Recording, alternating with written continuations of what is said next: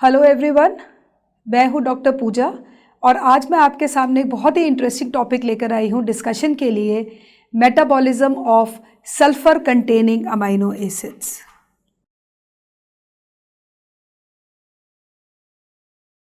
अब देखिए, sulphur containing amino acid का मतलब ही क्या हुआ, जिसमें सल्फर प्रेजेंट है।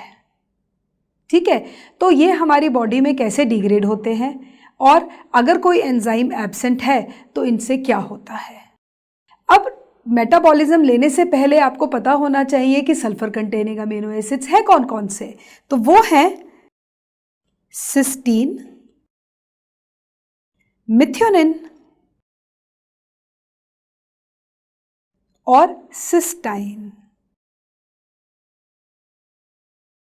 सिस्टीन और मिथ्योनिन और सिस्टाइन, सिस्टाइन बनता है सिस्टीन से। तो कई बार स्टूडेंट्स एक्चुअली कंफ्यूज हो जाते हैं सिस्टीन और सिस्टाइन। देखिए, इनकी स्पेलिंग में भी काफ़ी फ़र्क है। सिस्टीन में ई आई है और सिस्टाइन में आई एन ही है। तो ये है हमारे सल्फर कंटेनिंग अमाइनो एसिड्स और ये है जो उनसे डिराइव हो रहा है। तो let's start up with the discussion of metabolism of sulphur containing amino acids. जैसे मैंने बताया, मिथ्योनिन, सिस्टीन। अब देखिए, मिथ्योनिन इसमें से एसेंशियल है,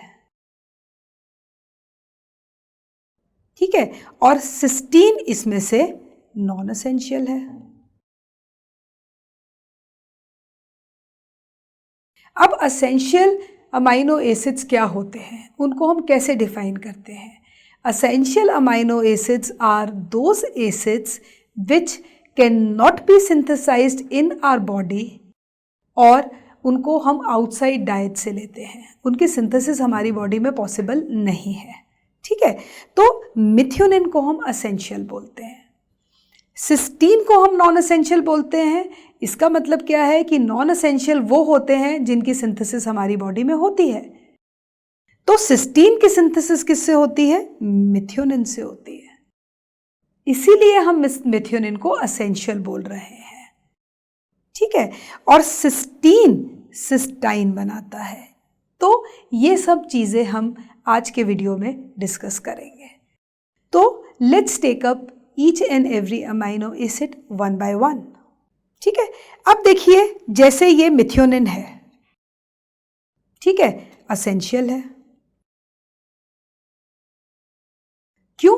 क्योंकि ये हमारा सिस्टीन बना रहा है और सिस्टीन आगे जाकर सिस्टाइन बना रहा है। और हमेशा याद रखिएगा, किसी भी अमाइनो एसिड का मेटाबॉलिज्म हम पढ़ते हैं तो हमें एक चीज़ याद रखनी है कि वो ग्लूकोजेनिक है या वो कीटोजेनिक है या वो दोनों है। ये बहुत इंपॉर्टेंट है क्योंकि ये प्रॉपर्टी है इसकी एज पर कार्बन स्केलेटन। अब देखिए, हम मिथ्योनिन की बात करें तो methionine is required for protein biosynthesis.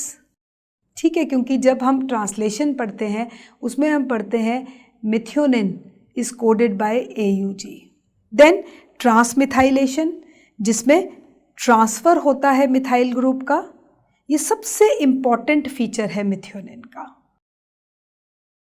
सिस्टाथायोनीन बनाना और पॉलीअमीन्स बनाना, राइट, ये इंपॉर्टेंट फीचर्स हैं मिथ्योनिन के।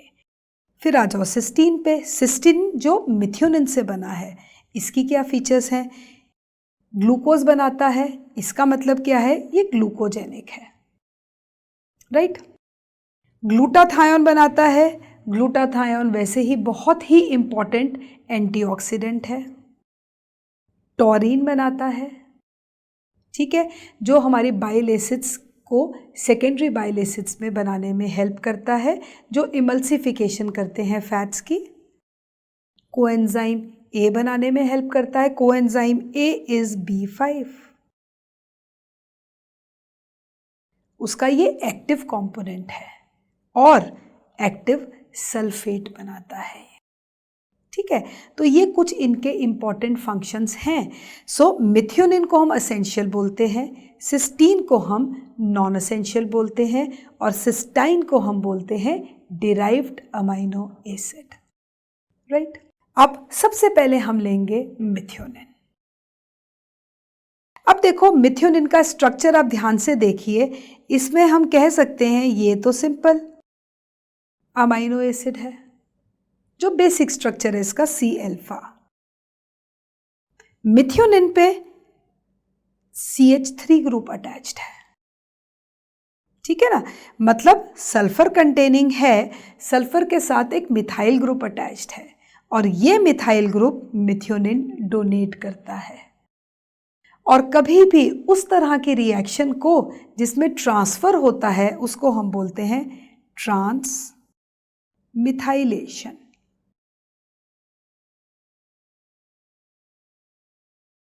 यानी कि ट्रांसफर ऑफ मिथाइल ग्रुप। अब देखिए इसकी प्रॉपर्टीज क्या क्या है।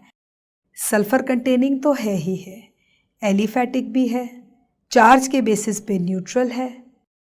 अगर हम इसकी IUPAC नेमिंग देखें तो अल्फा अमीनो थायोमिथाइल ब्यूटायरिक एसिड है। ठीक है, और असेंशियल है और ग्लूकोजेनिक है। ये बहुत इंपॉर्टेंट है। Methionine is a glucogenic and essential amino acid.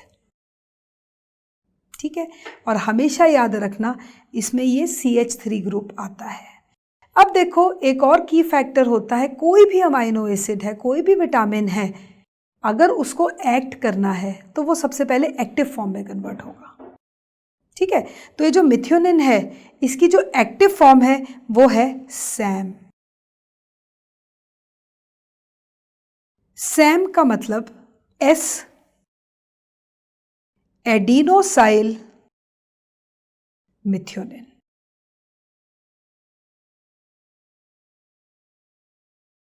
मतलब इसका क्या हुआ कि जब भी मिथ्योनिन को मिथाइल ग्रुप ट्रांसफर करना है तो सबसे पहले वो इस फॉर्म में कन्वर्ट होगा। और ये जो एडिनोसाइल आता है ये आता है हमारा ATP से, और यही होता है मिथ्योनिन ATP के साथ कंबाइन करके ये बनाता है। तो सबसे पहले क्या बनेगा, इसमें सैम बनेगा, S एडिनोसाइल मिथ्योनिन। ये देखिए ATP ने PPI दिया, पायरोफॉस्फेट जो एनर्जी दे रहा है, और हमारे पास क्या आ गया, सैम बन गया। और सबसे इंपॉर्टेंट चीज ये जो CH3 ग्रुप है ना, ये लेबाइल है। लेबाइल का मतलब क्या हुआ, क्योंकि इसी को तो हमें एक्सेप्ट करवाना है, इसी को तो हमें किसी को डोनेट करना है। ठीक है, बट इसको अपनी एक्टिव फॉर्म में कन्वर्ट होना जरूरी है। सैम बन गया, उसके बाद क्या हो जाएगा, ये सैम आगे जाकर मिथाइल को ट्रांसफर कर देगा। सिंस मिथाइल ग्रुप का ट्रांसफर है, इस प्रोसेस को बोलेंगे हम ट्रांसमिथाइलेशन। राइट, और जब इसने मिथाइल ग्रुप दे दिया तो ये कन्वर्ट हो जाएगा S एडिनोसाइल होमोसिस्टीन में। Very very important. ठीक है, मिथाइल ग्रुप एक्सेप्ट हो गया, खत्म, यानी कि मिथाइल ग्रुप बाहर चला गया। अब देखो होमोसिस्टीन तो बन गया, अब मिथ्योनिन हमें वापस भी तो चाहिए। क्यों, क्योंकि वापस इसलिए चाहिए जिससे वो आगे जाकर फिर से मिथाइल ग्रुप डोनेट कर सके। सो वो कैसे होता है, ये homocysteine S adenosyl homocysteine methionine में कन्वर्ट होता है। Right, like this. अब देखिए ये है हमारा मिथ्योनिन, इसने बनाया सैम, ये बन गया S एडिनोसाइल होमोसिस्टीन। इसको थोड़ा और सिंप्लीफाइड टर्म्स में I just give you a brief picture of this. This is methionine.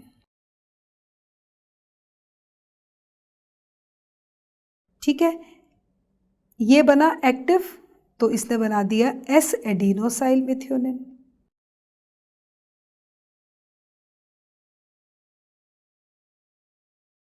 ठीक है, और यहाँ पे ATP आ गया।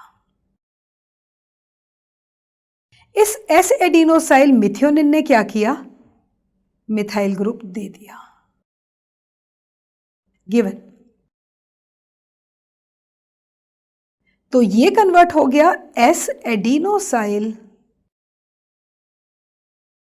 होमोसिस्टीन में।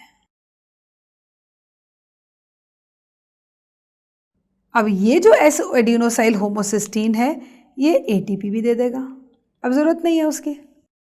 और किस में कन्वर्ट हो जाएगा, ये कन्वर्ट हो जाएगा होमोसिस्टीन में।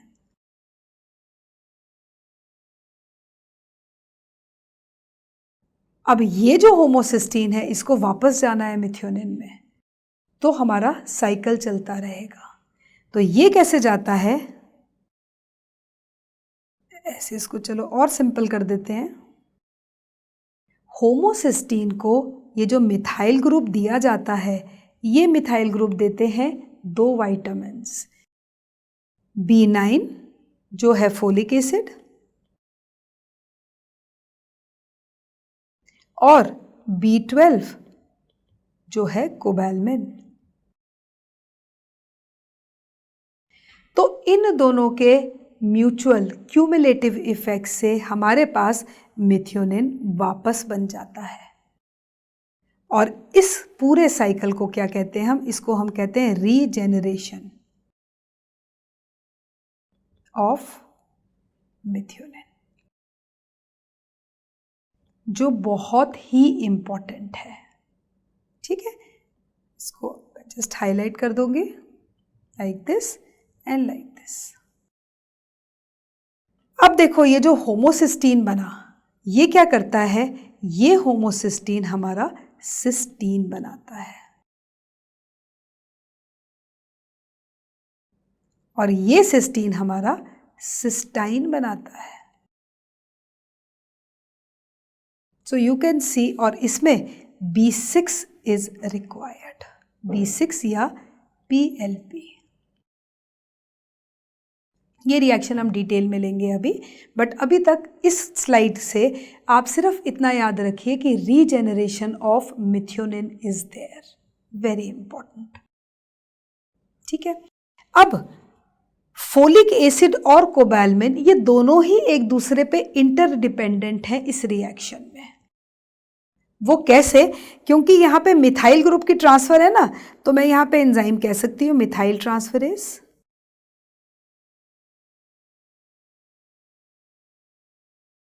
तो मिथाइल ट्रांसफरेज के लिए coenzyme is this and donor is this. ये बहुत इंपॉर्टेंट कंसेप्ट है। मिथाइल का फॉर्मूला होता है CH3। CH3 में कितने कार्बन एटम्स है, सिर्फ एक कार्बन एटम है। तो जब एक कार्बन एटम है तो हम इसको एक तरह से ये भी कह सकते हैं ना, 1 कार्बन मेटाबॉलिज्म।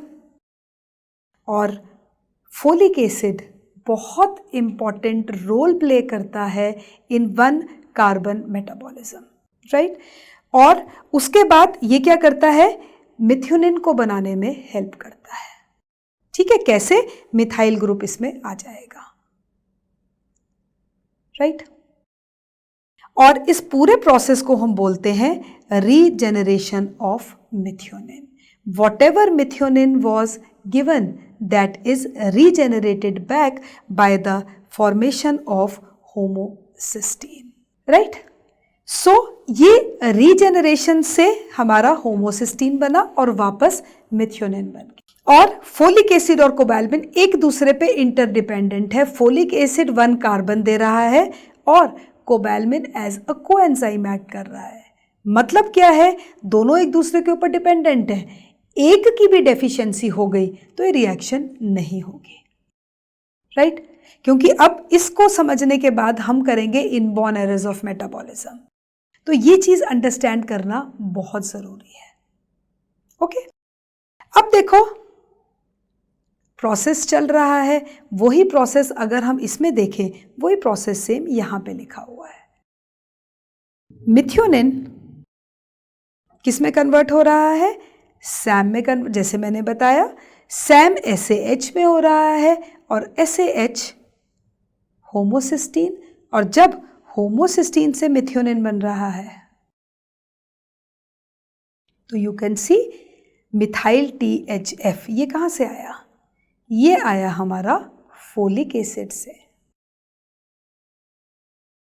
और B9। और B12 कैसे ऐड कर रहा है? कोएंजाइम। ठीक है, राइट। ये है रीजेनरेशन ऑफ मिथ्योनिन। अब उसके बाद इसमें सबसे इंपॉर्टेंट चीज आती है, हमने तो रीजेनरेट कर दिया, हमारे पास क्या बचा? हमारे पास होमोसिस्टीन भी तो बचा है। तो ये होमोसिस्टीन कैसे यूटिलाइज होगा? राइट, ये हो गया रीजेनरेशन। अब होमोसिस्टीन कैसे यूटिलाइज होगा? सिस्टीन बनाने में। तो अब हम पढ़ेंगे होमोसिस्टीन से सिस्टीन कैसे बनता है, तो इसकी प्रॉपर्टीज क्या है। सिस्टीन एलिफैटिक अमाइनो एसिड है, सल्फर कंटेनिंग है, नॉन असेंशियल है, ग्लूकोजेनिक है, और इसको हम कहते क्या है? ये है alpha amino beta mercapto pyruvic acid. इसमें सिंपल ये स्ट्रक्चर है, यहां पे एक SH आ जाता है, बस। SH के आगे जब CH3 चला जाता है तो वो मिथ्योनिन बन जाता है। तो यहां पे simple SH is there, no methyl group is there.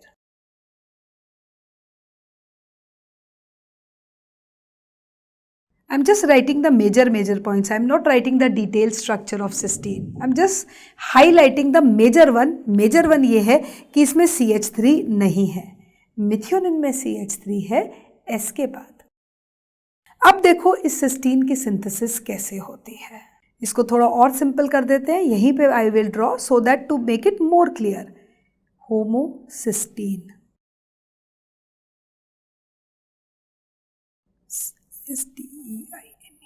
ये क्या करेगा? ये सीरिन के साथ कंबाइन करता है। सीरिन फिर से जो एक नॉन असेंशियल अमाइनो एसिड है, और ये एक इंटरमीडिएट बना देता है जिसको हम बोलते हैं सिस्टाथायोनीन। सिस्टाथायोनीन,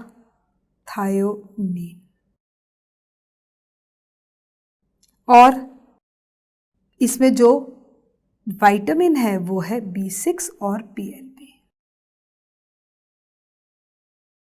PLP और B6 is the main coenzyme of cystathionine. The enzyme is written cystathionine beta synthase. अब यहाँ पे सिंथेस लिखा है, इसका मतलब ATP की ज़रूरत नहीं है। अगर इसमें ATP इन्वॉल्व होता तो हम लिखते सिंथेटेज, वो नहीं है इसलिए ये सिंथेस हो गया। राइट, अब सिस्टाथायोनीन बन गया। फिर ये जो सिस्टाथायोनीन है ये स्प्लिट कर जाता है in the presence of enzyme cystathionase, मतलब स्प्लिटिंग एंजाइम है। तो सिस्टाथायोनेस,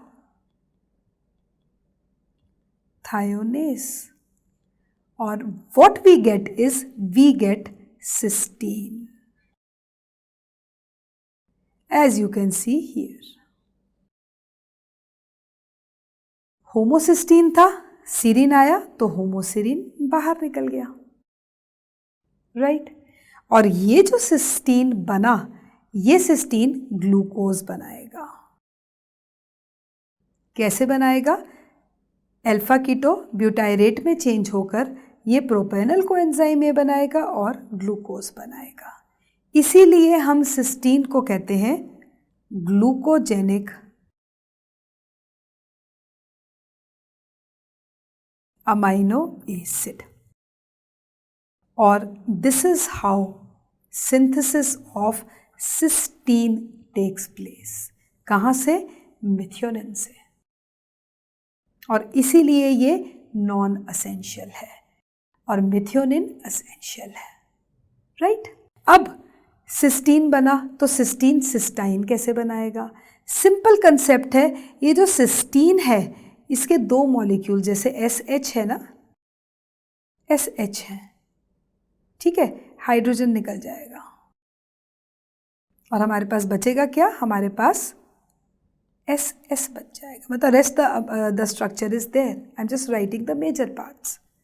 सो cystine reductase is the enzyme and you can see protons निकल जाते हैं. जब प्रोटॉन्स निकल गए तो हमारे पास सिस्टाइन बन गया. सिस्टाइन में अगर हम ऑक्सीडेशन कर देंगे तो सिस्टीन बन जाएगा. So again oxidation reduction taking place. और यू कैन से सिस्टीन और cysteine, difference is of cysteine reductase enzyme. So this is how cysteine is produced. Right? अब देखो, अब कोई भी चीज़ बनी है वो ब्रेक तो होगी या उसका कोई यूटिलिटी होगी. अब अगर हम सिस्टीन बना रहे हैं तो सिस्टीन के क्या यूजेस हैं? एक तो कैटाबॉलिज्म में ट्रांसएमिनेशन. क्यों? क्योंकि जो भी है, चाहे ये नॉन एसेंशियल है तो अमाइनो एसिड ना.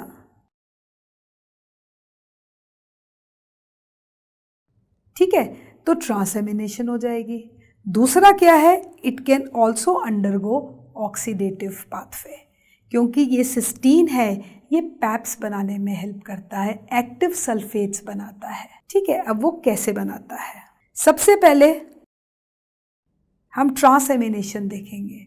अब देखो, ट्रांसएमिनेशन में मैंने अपने वीडियो में भी एक्सप्लेन किया था ट्रांसएमिनेशन का ही, कि हमेशा कीटो एसिड होता है आपका अल्फा कीटो ग्लूटारेट हमेशा, और एल ग्लूटामिक एसिड या ग्लूटामेट निकलता है बाहर. तो हमारे पास बचता क्या है? हमारे पास बचता है मरकेप्टोपाइरुवेट आफ्टर ट्रांसएमिनेशन. ये जो मरकेप्टोपाइरुवेट है ये बना देता है पैप्स, जिसको हम बोलते हैं active sulphate. You can see mechanism. Desulphuration, sulphur goes out, pyruvic acid निकल गया, हमारे पास हाइड्रोजन सल्फाइड बना. This hydrogen sulphide forms sulphide, sulphide and sulphate, and this PAPS is produced and sulfate is excreted in urine. So this is one way of degradation of cysteine formed from methionine, right? और दूसरा कौन सा है? दूसरा है direct oxidative pathway. Direct oxidative pathway में भी क्या चीज़ बन रही है? पैप्स ही बन रहा है. ठीक है, इसमें बट एंजाइम्स डिफरेंट होते हैं, राइट? उसमें था ट्रांसएमिनेशन के थ्रू पैप्स बना, इसमें डायरेक्ट ऑक्सीडेशन के थ्रू बना. सो ऑक्सीडेशन तो enzyme is dioxygenase. Carbon dioxide is given out, again this is there and active sulphate is produced. ठीक है, तो ये है हमारा सिस्टीन का कैटाबॉलिज्म, राइट? अब उसके बाद एक बहुत इम्पॉर्टेंट कंसेप्ट आता है इन मिथ्योनिन. ये जो लिखा है फोलेट ट्रैप, ये बहुत ही इम्पॉर्टेंट है. अब before taking up with this slide, क्योंकि इसमें थोड़ा सा कन्फ्यूजन है, कन्फ्यूजन इन द सेंस कि थोड़ा सा ये इलेबोरेटिव फॉर्म में है. I will try to make it simple. ठीक है, अब देखो, इसको सिंप्लीफाइड वर्जन में करने के लिए मैं मेजर पॉइंट ही लिखूंगी. Methionine, S adenosyl methionine, S adenosyl homocysteine, homocysteine और मिथ्योनिन. ये रीजेनरेशन ऑफ मिथ्योनिन चल रहा है. अब इसमें मिथ्योनिन में हमें मिथाइल ग्रुप डालना है, जैसा कि मैंने अभी बताया आपको. तो वो मिथाइल ग्रुप कहाँ से आएगा? अब देखो, एंजाइम है आपका मिथाइल ट्रांसफरेज. ठीक है, इसका मतलब मिथाइल ग्रुप आ रहा है. ठीक है, B12 इसमें एक तरह से कोएंजाइम की तरह एक्ट कर रहा है. ये क्या कर रहा है? ये इसको मिथाइल ग्रुप दे रहा है. ठीक है, और ये मिथाइल ग्रुप कहाँ से आ रहा है? ये आ रहा है हमारा मिथाइल THF से। ठीक है, मिथाइल THF ने मिथाइल ग्रुप इसको दे दिया और ये खुद कन्वर्ट हो गया THF में, right. THF stands for tetra hydrofolate,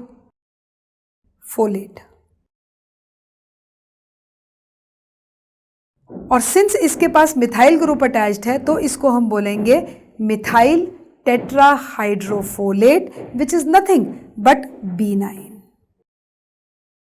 और B9 is responsible for 1 carbon metabolism.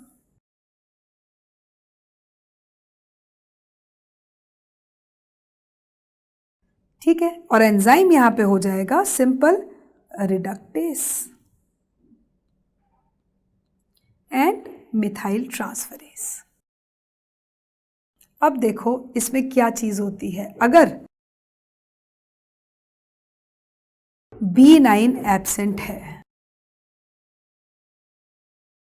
ठीक है, तो no methyl group is there.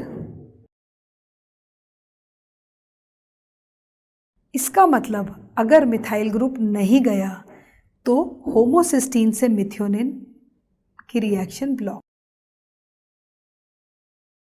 ठीक है, अगर मैं कहूं B12 एब्सेंट है तो भी क्या होगा, मिथाइल ग्रुप यहां से तो चला गया बट यहां से नहीं गया। ठीक है, in any of the cases this reaction will be block. अब जब ये रिएक्शन ब्लॉक हो गई तो हम कह सकते हैं कि होमोसिस्टीन का लेवल बढ़ जाएगा। क्यों बढ़ जाएगा, क्योंकि होमोसिस्टीन जिसकी रिक्वायरमेंट थी मिथ्योनिन में ट्रांसफर होने के लिए, B9 और B12 की डेफिशिएंसी की वजह से वो उसमें ट्रांसफर नहीं हो रहा है। ठीक है, सो इसको हम बोलते हैं दिस इज होमोसिस्टीन्यूरिया।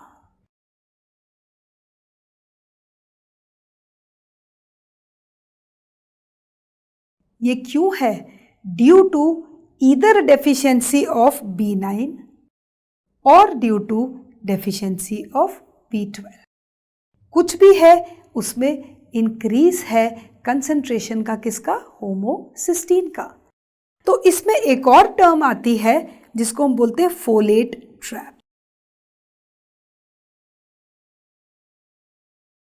फोलेट ट्रैप का मतलब क्या हुआ कि पूरा फोलिक एसिड आपका रुक गया, ट्रैप हो गया।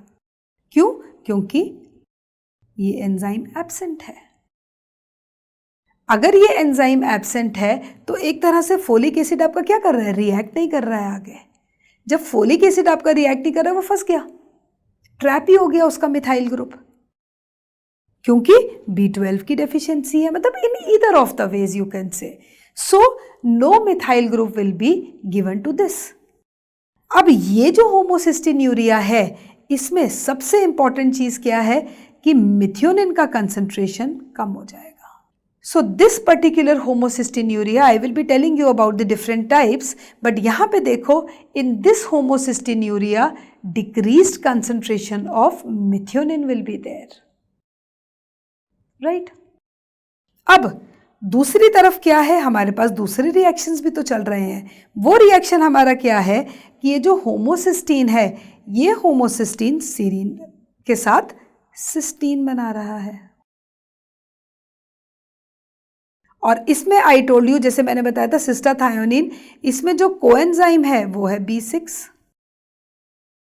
और PLP। अब अगर गलती से PLP की डेफिशिएंसी हो गई तो ये रिएक्शन ब्लॉक हो गई। So even in B6 deficiency what will happen, cysteine produce नहीं होगा। सिस्टीन प्रोड्यूस नहीं होगा तो इसमें भी क्या हो जाएगा, होमोसिस्टीन का कंसंट्रेशन बढ़ जाएगा, इसमें भी होमोसिस्टीन्यूरिया होगा। But what is the basic difference between this homocystinuria and this we will discuss in detail after this, but just try to understand the logic behind it. ये सबसे इंपॉर्टेंट है कि आपको पता होना चाहिए कि बायोकेमिकली क्या चीज हो रही है। ठीक है। सो एक बार और मैं फटाफट से इसको रिपीट कर दूंगी। ये हमने रीजेनरेशन पढ़ा मिथ्योनिन का, मिथ्योनिन सैम बनाएगा, एसएएच बनेगा, होमोसिस्टीन बनेगा। अब ये जो होमोसिस्टीन है, होमोसिस्टीन पे अगर हम मिथाइल ग्रुप डालेंगे तो वो मिथ्योनिन बना देगा। अब ये मिथाइल ग्रुप हमारा कहाँ से आ रहा है? ये मिथाइल ग्रुप आ रहा है हमारा B9 और B12 से। दोनों ही एब्सेंट होंगे, या B9 या B12। बनेगा क्या? Increased concentration of homocysteine will be there, leading to homocystinuria, right. और एक फोलेट ट्रैप टर्म आती है। फोलेट ट्रैप का मतलब क्या हुआ कि ये जो मिथाइल ग्रुप है ये कहाँ से आ रहा है? ये आ रहा है हमारा फोलिक एसिड से। तो एक तरह से अगर एंजाइम एब्सेंट है जो फोलिक एसिड का मिथाइल ग्रुप को ना ले सके तो वो क्या करेगा? Folic acid will be trap, क्योंकि उसका यूज ही नहीं हो रहा है। तो इसको हम बोलते हैं फोलेट ट्रैप। दूसरी तरफ होमोसिस्टीन सिस्टीन भी बना रहा है B6 की प्रेजेंस में। तो अगर B6 एब्सेंट हो जाता है, ठीक है, तो भी होमोसिस्टीन्यूरिया होगा। तो how we have to differentiate between classic and non classic homocystinuria, this is again which we are going to cover in the later segments. ठीक है, तो यहाँ पे मैंने आपको सिंपल फोलेट ट्रैप बताया था, और फोलेट ट्रैप का रिएक्शन जो मैंने आपको इसमें दिखाया था वो ये था, ये वाली रिएक्शन थी। यहाँ पे यू कैन सी, ये तो हमारी मिथ्योनिन साइकिल चल रही है, ये हमारी फोलेट साइकिल चल रही है अलग से। अब देखो, होमोसिस्टीन जब मिथ्योनिन बना रहा है CH3 आ रहा है, राइट। CH3 मिथाइल कोबैल्विन, मिथाइल कहाँ से आ रहा है? सोर्स क्या है? टेट्राहाइड्रोफोलेट। सी, सब कुछ इंटरकनेक्टेड है।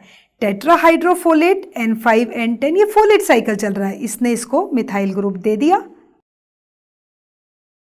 और B12 ने मिथाइल ग्रुप मिथ्योनिन को दे दिया बनाने के लिए।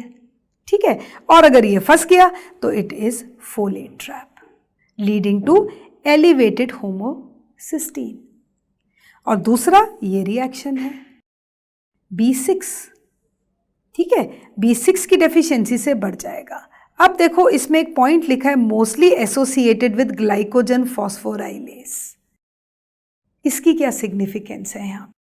ग्लाइकोजन फॉस्फोराइलेस जो ग्लाइकोजिनोलाइसिस का रेट लिमिटिंग एंजाइम है, वो भी B6 के बिना काम नहीं करता। सी, तो B6 रिक्वायर्ड है कितने, और वैसे भी B6 एक बहुत ही इंपॉर्टेंट कोएंजाइम है जो कितनी जगह रिक्वायर्ड है। ठीक है, तो यहां पे इस पूरी स्लाइड से हम कह सकते हैं कि फोलेट ट्रैप को अगर हमें डिफाइन करना है तो हम सिंपल यही बोलेंगे, there is trapping, entrapment of methyl group which was suppose to be given by folic acid and the reaction which was supposed to be catalyzed by B12, ठीक है, जो डोनेट कर रहा है होमोसिस्टीन को सो मिथ्योनिन बन सके। तो अगर फोलिक एसिड नहीं दे पाएगा किसी भी एंजाइम की डेफिशिएंसी की वजह से, तो होमोसिस्टीन्यूरिया हो जाएगा, राइट। और अगर हम डेफिनेशन देखें फोलेट ट्रैप की, तो क्या है ये? इन B12 deficiency the conversion of methyl THF to THFA is blocked। ठीक है, यही मैंने आपको बताया, क्योंकि फोलिक एसिड 1 कार्बन मेटाबॉलिज्म के लिए होता है, माना जाता है, क्योंकि वो 1 कार्बन मिथाइल ग्रुप की प्रेजेंस में, या मिथेनाइल, कितने सारे फॉर्माइल, सब कुछ देता है। And this is the only reaction in which free THFA is released. इसका मतलब क्या हुआ? काम नहीं आया THFA, टेट्राहाइड्रोफोलेट एक्टिव फॉर्म है फोलिक एसिड की। So unavailability of free THFA for 1 carbon metabolism, very very important, so called THFA starvation और folate trap, right.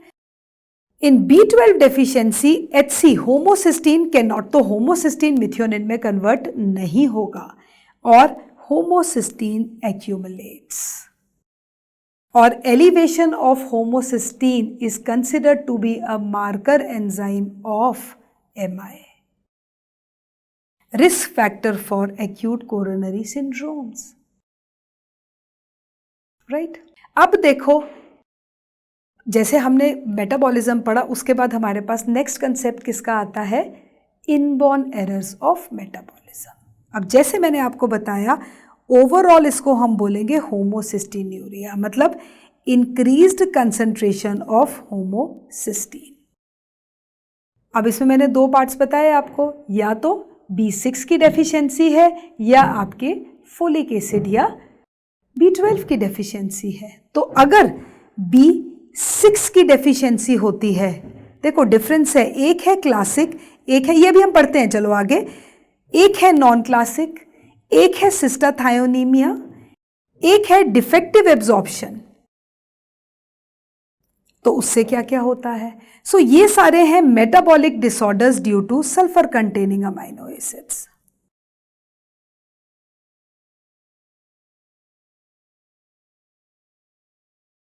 Right, let's take up one disorder one by one. Now see, classic homocystinuria is actually due to the deficiency of B6.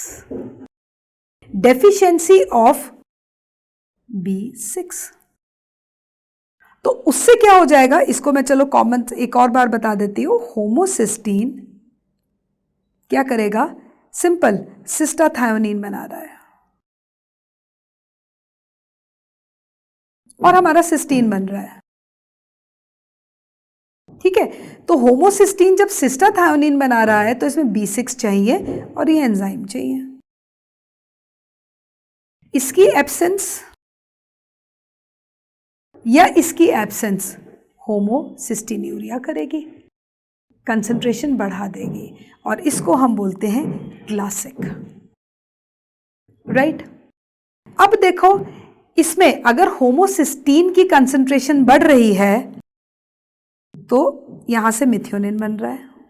ठीक है, ये पूरा cycle है, तो methionine की भी concentration बढ़ेगी, क्योंकि होमोसिस्टीन कहीं ना कहीं तो डाइवर्ट होगा ना। वो कहाँ डाइवर्ट होगा? जब वो यहां नहीं हो सकता तो आगे चला जाएगा, तो hyper methioninaemia will be caused. Very very important. और इसके क्लिनिकल फीचर्स क्या है? The individual born will be normal starting में, but he can not survive properly, failure to thrive because of progressive intellectual disability. Very very important. ये B6 वैसे ही बहुत important vitamin है। So it can lead to, children will have usually fair complexion, but there will be malar flush there, and there will be thromboembolic episodes also due to classic homocystinuria, deficiency of B6 और cystathionine beta synthase. Right? इसमें methionine का concentration बढ़ जाएगा। दूसरा हमारे पास आता है, अब इसको हम डायग्नोज कैसे करेंगे? What is the diagnosis of that? Obviously elevation of methionine and homocysteine, understood है। Cysteine, low cysteine and low cystine levels in plasma, क्योंकि सिस्टीन नहीं बनेगा तो सिस्टाइन नहीं बनेगा। अब इसके लिए स्क्रीनिंग टेस्ट क्या होता है? That is nitroprusside test. Cyanide nitroprusside test is the test to detect different type of homocystinuria. ठीक है, बट इसमें हम क्या करते हैं? अगर हम यूरिन लेते हैं तो जो एक फ्रेश सैंपल है, इट इज बायोडेड, बिकॉज HCl ना, ये HC जो है ना, ये बड़ा अनस्टेबल सा है। होमोसिस्टीन ये फटाफट से ब्रेक हो जाएगा। Right, and prenatal diagnosis by enzyme assay of cultured this by DNA analysis. This is also one of the important ways of detecting this classic homocystinuria. Treatment इसका क्या है? Treatment is simple, B6 की deficiency से तो B6 की supplementation दी जाए, as simple as that. High doses of vitamin B6 और restriction of methionine. Restriction of methionine क्यों इंपॉर्टेंट है? क्योंकि मिथ्योनिन ऑलरेडी इतना ज़्यादा बढ़ रहा है। और कैसे? Methionine intake with cysteine supplementations for patients who are unresponsive to B6। या तो उनको सिस्टीन दिया जाएगा या उनको B6 एडमिनिस्टर किया जाएगा, राइट? और एक और इसमें आता है बीटेन। ये बीटेन भी क्या करता है? ये ना होमोसिस्टीन के लेवल को कम करता है। So it can also be used as one of the remedial measures. ठीक है, इसके बाद फिर हम आते हैं non classic homocystinuria. Non classic homocystinuria में क्या हो रहा है कि ये जो होमोसिस्टीन है इसको मिथ्योनिन में कन्वर्ट होना है, ऐसे।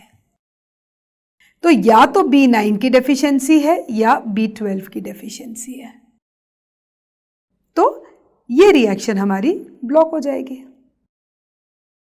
ये रिएक्शन ब्लॉक हो गई, कंसंट्रेशन होमोसिस्टीन का तो बढ़ गया, मिथ्योनिन का इसमें कम हो जाता है। क्लासिक में मिथ्योनिन का कंसंट्रेशन बढ़ता था क्योंकि ये वाली रिएक्शन एब्सेंट होती थी, राइट? अब ये नॉन क्लासिक कैसे होगा? या तो डिफेक्ट इन मिथाइल कोबैल्मिन फॉर्मेशन, या तो इस स्टेप पे होगा या ये इस स्टेप पे होगा, due to deficiency of methylene tetrafolate reductase.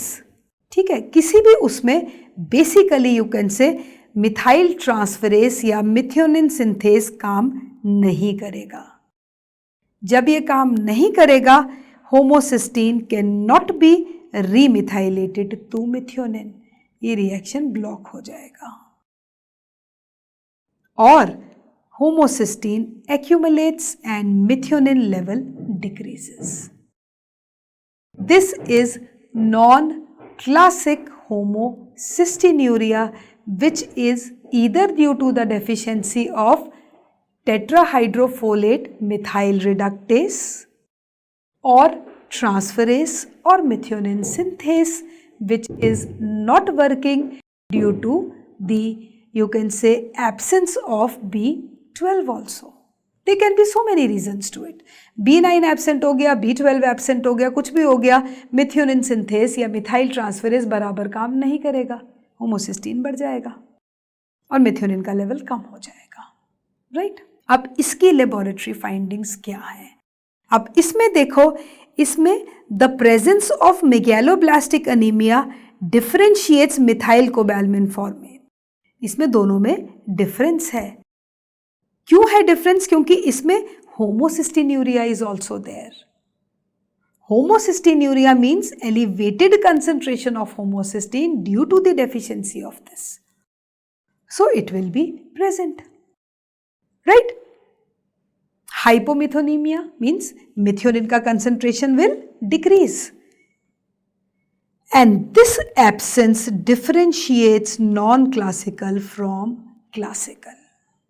ये मेजर डिफरेंस है कि क्लासिकल में मिथ्योनिन का कंसंट्रेशन क्या है और नॉन क्लासिकल में क्या है। एक में बढ़ रहा है, एक में कम हो रहा है, राइट? और इसका ट्रीटमेंट क्या है? ऑब्वियसली विटामिन B12, क्योंकि मिथाइल ग्रुप तो नहीं आ रहा है, तो मिथाइल ग्रुप कहाँ से आ रहा है? B12 से, क्योंकि B12 is acting as a coenzyme. अब देखो वही सेम चीज है, रिडक्टेस एब्सेंट है, तो क्या क्या वही whatever we have written. अब देखो hypomethioninemia will be there, methionine का कंसंट्रेशन कम होगा।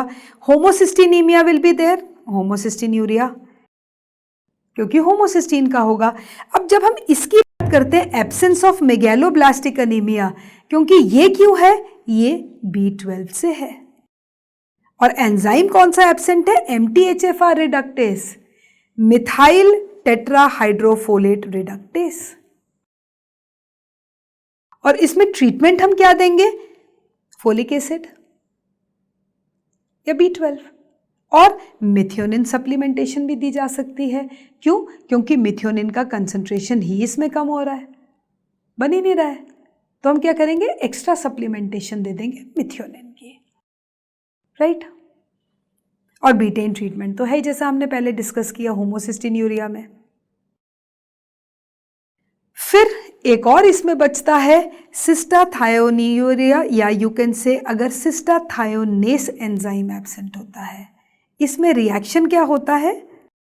देखो, इसमें होमोसिस्टीन सिरिन के साथ कंबाइन करके क्या बनाता है? सिस्टाथायोनीन। ये स्प्लिट कर जाता है किसमें? सिस्टीन और होमोसिरिन में। अब अगर इस एंजाइम की डेफिशिएंसी हो गई तो सिस्टाथायोनीन का कंसंट्रेशन बढ़ जाएगा, क्योंकि यहाँ पे जो एंजाइम है वो है सिस्टाथायोनेस जो स्प्लिट कर रहा है, तो cystathionine will increase leading to mental retardation, anemia and thrombocytopenia. But इसमें cyanide nitroprusside test will be negative, क्योंकि ये जो साइनाइड नाइट्रोप्रोसाइड टेस्ट है this is exclusively for होमोसिस्टिन्यूरिया।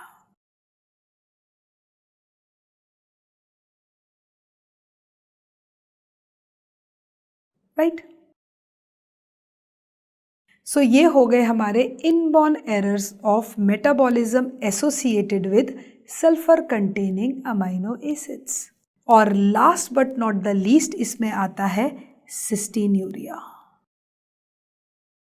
Basically सिस्टीन्यूरिया होता क्या है? इसमें defective tubular reabsorption is there.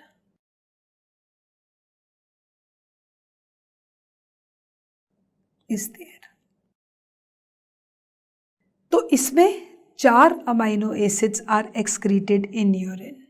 इसको हम बोलते हैं एक्चुअली कोला, और इसको कोल भी बोल देते हैं, what ever you can say. So there is accumulation and excretion of cystine, ornithine, arginine और lysine. These 4 amino acids are excreted in urine, cola or coal, due to the main one which is cystinuria, and the cause is due to defective tubular reabsorption of these amino acids. इनकी reabsorption बराबर नहीं होती है तो इनकी excretion हो जाती है। Right? See, this is how it is not reabsorbed and excreted. Is a disorder of the proximal tubule reabsorption of filtered cysteine and dibasic amino acids. So since they are not absorbed, so they will appear in urine. Right? And sometimes there is accumulation of stones also, or stone formation is there, जिसको हम cystinosis भी बोलते हैं। ठीक है। So in cystinosis you can say what will happen is there will be accumulation of the stones. अब cystinuria में हम क्या कह सकते हैं? cystinuria में cystine leading to renal stones, usually it is benign condition, leads to obstruction, infection, renal insufficiency, renal failure and hypertension. These are some of the manifestations of these. और treatment इसका क्या है? Treatment is simple, fluid intake, या you can say alkalinity बढ़ा देते हैं urine की by oral bicarbonate agents, and penicillamine is given which complexes with cystine making it water soluble. राइट। फिर उसके बाद एक और लास्ट आता है cystinosis, which is cystine storage disease. It is a very rare but a very serious lysosomal storage disorder. What happens is autosomal recessive है, the carrier that transport cystine across lysosomes to cytosol, ये carrier ही absent है. अब ये अगर career absent है तो again जैसे मैंने अभी बताया डिफेक्टिव है, तो उसमें क्या हो जाएगा, स्टोन फॉर्मेशन होनी शुरू हो जाएगी। Cystine crystals accumulate in the lysosomes of many tissues, leading to cystinosis. Right? So these are what? These are the inborn error of metabolism related to sulfur containing amino acids. And cystinosis का there is a very good diagram कि क्या क्या होता है. देखो, cystine crystals they appear in the cornea. ठीक है, excessive thirst, dehydration is there, hypothyroidism, elevated cystine in WBCs, right? Failure to thrive, leading to excessive urination, and these are some of the features of cystinosis. So, यहाँ पे हमारा ख़त्म होता है metabolism of sulphur containing amino acids, जिसमें सबसे important क्या क्या है जो आपको पता होने चाहिए। एक है हमारा मिथ्योनिन, जिसको हम असेंशियल बोलते हैं, और असेंशियल क्यों बोलते हैं, क्योंकि इससे सिस्टीन बनता है। ठीक है, और सिस्टीन बनाता है सिस्टाइन, राइट। सो मिथ्योनिन से जो सिस्टीन बना, इस केस में कौन कौन से स्टेप्स होते हैं, एक आपको पता होना चाहिए, रीजेनरेशन ऑफ मिथ्योनिन और homocysteine as one of the intermediate